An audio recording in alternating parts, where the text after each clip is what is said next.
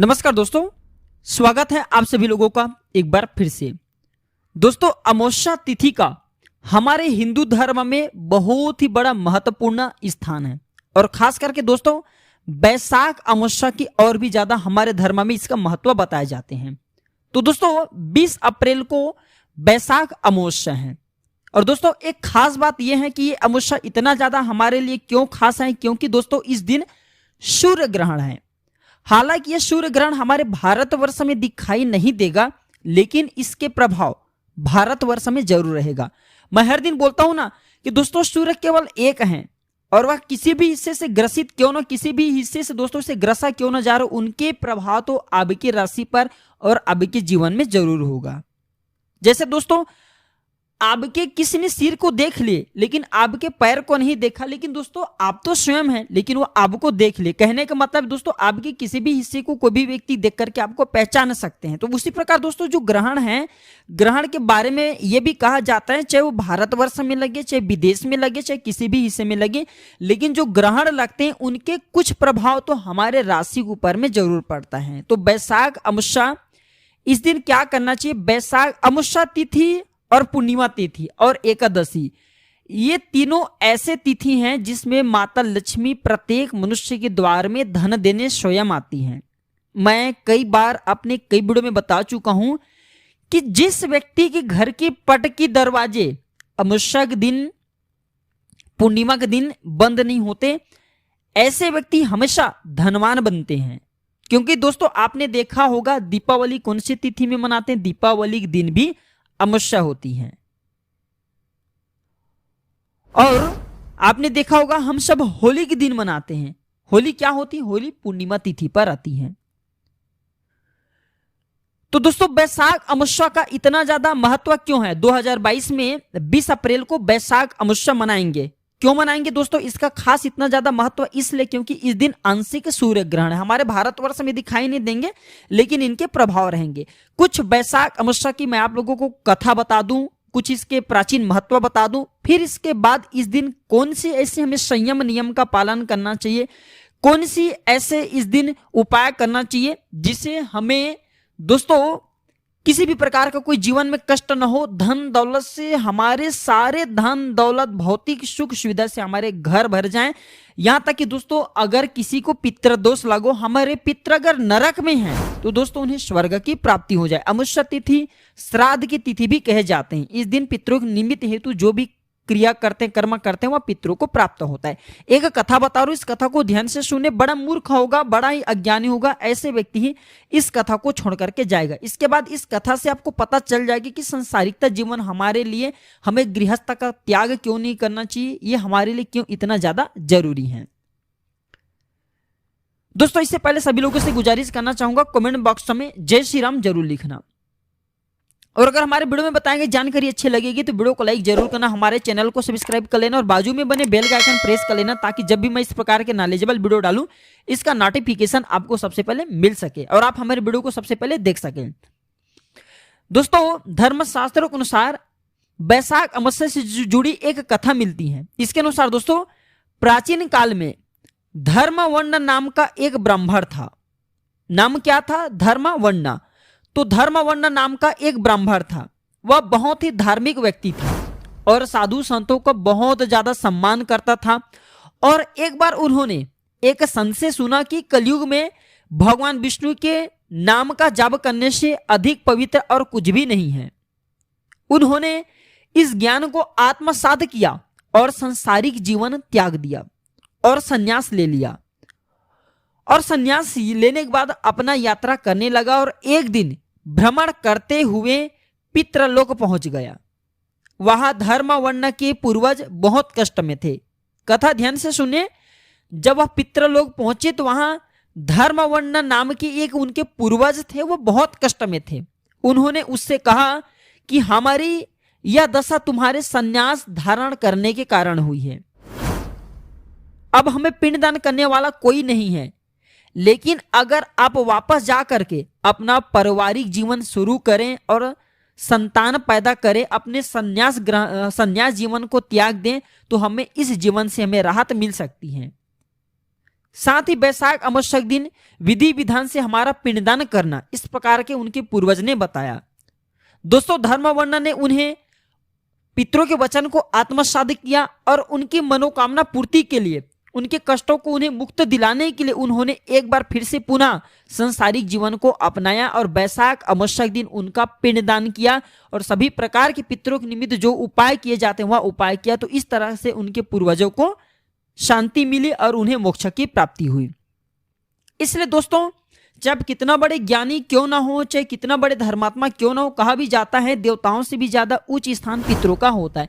इसलिए हमें अमावस्या तिथि में पितरों के निमित्त हेतु कुछ ना कुछ उपाय जरूर करना चाहिए। और मैं आप लोगों को पहले भी बता चुका हूं, जैसे कि जो लोग मेरे चैनल में लंबे समय से जुड़े हुए, मैं आप लोगों को बताना चाहूंगा, पिछले जब श्राद्ध पक्षाचरी थी उस समय मैं आप लोगों को बताया था कि आप कुछ करें ना करें, लेकिन पितरों के निमित्त हेतु आप जो है अमावस्या के दिन जो पीपल के वृक्ष हैं उसके जड़ में आपके जो मुख दक्षिण दिशा की तरफ होना चाहिए और आप दक्षिण दिशा की तरफ मुख करके 1 लोटे जल सबसे पहले आप जो पीपल के जड़ पे डालिए और थोड़ी सी चुटकी भर आप जो है काले कलर के तिल पितरों के निमित्त हेतु पीपल की जड़ पे चढ़ा करके आ जाइए। तो पितरों को ये प्राप्त होता है, पितरों की आत्मा को शांति मिलती है और पितृ जो भटक रहे हैं उन पितरों को ये तर्पण होता है, ये प्राप्त करते हैं, फिर वो भोगते नहीं है। और अगर आप पितरों के निमित्त हेतु इस दिन पूजन पाठ करवाते हैं, भगवान सत्यनारायण की कथा करवाते हैं, तो उन्हें मोक्ष की प्राप्ति होती है। दोस्तों कहा भी जाता है पितरों से उच्च स्थान इस संसार में देवताओं का भी नहीं है। इसलिए पितृ से सबसे पहले हम पूजा अपने पूर्वजों पितरों देवताओं से पहले हम अपने पितरों की पूजा करते हैं। इसलिए दोस्तों पितरों के निमित्त हो तो इस दिन कुछ ना कुछ हमें उपाय जरूर करना चाहिए। अब चलिए इस वीडियो में मैं आप लोगों को बताना चाहूंगा कि जो वैशाख अमावस्या है इसके खास इतना ज्यादा महत्व इसलिए क्योंकि इस दिन सूर्य ग्रहण लगने जा रहे हैं और सूर्य ग्रहण लग रहे हैं तो इसके आंशिक प्रभाव हमारे जीवन में हमारे राशियों पर जरूर पड़ेंगे और इस दिन माता लक्ष्मी प्रत्येक मनुष्य के द्वार में धन देने जरूर आती है। तो किस प्रकार कौन से उपाय करके माता लक्ष्मी को प्रसन्न कर सकते हैं, आइए जानते हैं। तो अगर इस दिन 8 कमल गटके की आप जो है 8 कमल गटके साबुत 8 कमल गटके लीजिए और माता लक्ष्मी के जो फोटो हैं, मूर्ति हैं, तस्वीर है, उनके सामने में 8 कमल गटके को रख दीजिए और इस 8 कमल गटके को आपको दोस्तों चंदन से, रोलिक से, तिलक से आपको तिलक करना है, चंदन लगाना है, टीके लगाना है। इसके बाद इसमें आपको इत्र लगाना, इत्र की छींटे मारना है और फिर इसे माता अष्टलक्ष्मी के स्वरूप मान करके इनकी पूजा करना है। माता लक्ष्मी बीज मंत्र का जाप कीजिए, ओम श्रीम श्रीये नमः। बीज मंत्र नहीं जाप कर सकते कोई बात नहीं, माता लक्ष्मी के सामने में घी का दीपक जलाइए, इस 8 प्रकार के कमल की पूजा कीजिए और पूजा समाप्त होने के बाद ये 8 कमल के गटके को लाल कलर के कपड़े में बांध दीजिए। लाल कलर के कपड़े में पोटली जैसा बना लीजिए, इसमें 1 रुपए का सिक्का डाल दीजिए और इसे घर के मुख्य द्वार पे बांध दीजिए। इस उपाय से दोस्तों आपके घर के लक्ष्मी का बंधन होगा, अर्थात जैसे आपके घर में अतिरिक्त पैसे जो खर्चे होते हैं वो खर्चे होना बंद हो जाएंगे और आपके घर में धन का आवक होना शुरू हो जाएंगे। आपके घर का परित्याग कभी भी माता लक्ष्मी नहीं करेंगी। आपके घर में धन का भाव देखना धीरे धीरे दोस्तों तेजी से आपके घर में धन दौलत आने लगेंगे। ये जो उपाय होते हैं ना दोस्तों, टोटके क्या है? टोटके वह सरल क्रिया है जो कि कम समय में आपको अत्यधिक लाभ देता है। इसलिए दोस्तों अधिकतर लोग टोटके को अपनाते हैं। टोटके के लिए न मंत्र की जरूरत पड़ती है न तंत्र की जरूरत पड़ती है, टोटके सबसे सरल क्रिया है। इसके बाद दोस्तों जो लोग चाहते हैं कि उनके घर में सदैव धन संपत्ति का वास बने रहे, माता अष्टलक्ष्मी के वास बने रहे, उनके पितरों को मोक्ष की प्राप्ति हो, उनके घर में किसी भी प्रकार का कलह कलेश ना हो। घर में हमेशा कलह कलेश होते हैं तो माता लक्ष्मी सबसे पहले ऐसे घर का त्याग कर देती है। माता लक्ष्मी कौन सी घर में रहती? माता लक्ष्मी ऐसे घर में रहती हैं जिस घर में लड़ाई झगड़े ना हो, जो घर शांति हो। इसलिए दोस्तों ज्यादा से ज्यादा आप अपने घर में शांत रहने का प्रयास करें, घर के लोगों को शांत रखने का प्रयास करें। एक उपाय बता रहा हूं दोस्तों, जो पीली कौड़ी होती है, पीली कौड़ी को माता लक्ष्मी की बहन मानी जाती है। ऐसा क्यों? क्योंकि माता लक्ष्मी भी समुद्र से उत्पन्न हुई हैं और पीली कौड़ी भी समुद्र से उत्पन्न होती। इस नाते जो कौड़ी होती है वो माता लक्ष्मी की बहन है। तो 8 की संख्या में पीली कौड़ी ले लीजिए और इस पीली कौड़ी को एक लाल कलर की कपड़े में एक लाल कलर की कपड़े बिछा करके उसके ऊपर में 8 पीली कौड़ी को रखिए। इसके बाद आपको करना क्या, जो ये 8 पीली कौड़ी है, ये 8 पीली कौड़ी में दोस्तों आपको इत्र लगाना है। कौन सी? गुलाब का इत्र लगाना है। गुलाब की इत्र लगाने के बाद इस 8 पीली कौड़ी को आप जो है धूप का धुएं दिखाइए और एक पोटली बना लीजिए, लाल कलर के कपड़े को बांध लीजिए, उसमें 1 रुपया का सिक्का डाल दीजिए और इस पोटली को आप जो है अपने धन स्थान में रखना। और कौन सी दिन रखना है, कितने बजे ये प्रयोग करना है, तो ये रात 8 बजे के बाद अमावस्यक दिन करना है, अर्थात 20 अप्रैल को करना है, वैशाख अमावस्यक दिन करना है। ये लक्ष्मी खींचने का चाबी बनेंगे, ये लक्ष्मी पोटली बनेंगे। लक्ष्मी पोटली के बारे में ऐसा माना जाता है, जो व्यक्ति अपने घर में लक्ष्मी पोटली तैयार करके रखें, जिस घर में पीली कौड़ी से लक्ष्मी पोटली बनाया जाए, ऐसे घर में कभी निर्धनता नहीं आती। माता लक्ष्मी हमेशा अपने हाथ ऐसे घर में पसारे रहती हैं। पसारे का मतलब है कि आपको जैसे आप हाथ पसारेंगे, ये माता लक्ष्मी धन देने के लिए खड़े रहती हैं। और ऐसा माना जाता है कि जो व्यक्ति जीवन में हमेशा तरक्की करना चाहते हैं, उनके घर में धन दौलत की कभी कमी ना हो और घोड़े की रफ्तार से तरक्की करें, तो ऐसे व्यक्ति अमावस्यक दिन चांदी की, तांबे की या फिर धातु की बनी कछुआ, जो आपके समर्थ हो, धातु की बनी कछुआ आप अपने घर में स्थापित करें। और कछुआ को स्नान कराने के बाद, नहलाने के बाद जो कछुआ का पानी होता है, उस पानी को सुबह शाम थोड़ी थोड़ी आप अपने घर में इनके छिड़काव करें, तो आपके घर में भयंकर वास्तु दोष लगभग समाप्त हो जाएंगे। और कछुआ को भगवान नारायण के स्वरूप माने जाते हैं। जहां पे नारायण हो, जहां पे भगवान विष्णु हो, वहां पे माता लक्ष्मी खींचे चली आती हैं। क्योंकि माता लक्ष्मी को ताला कहे जाते हैं, तो भगवान विष्णु को चाबी कहे जाते हैं। तो जहां पे चाबी है वहां पे ताला स्वयं खींचे आ जाएंगे।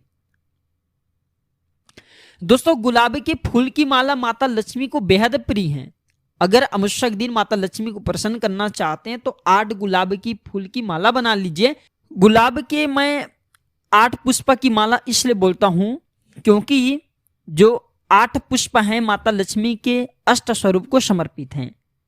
माता लक्ष्मी गुलाब के पुष्प की तरफ जल्दी आकर्षित होता है, जिसकी सुगंध की तरफ जल्दी आकर्षित होता है। जितने भी देवी शक्ति हैं, ये पुष्पों की सुगंध से लुभा जाती हैं, जल्दी प्रसन्न होती हैं।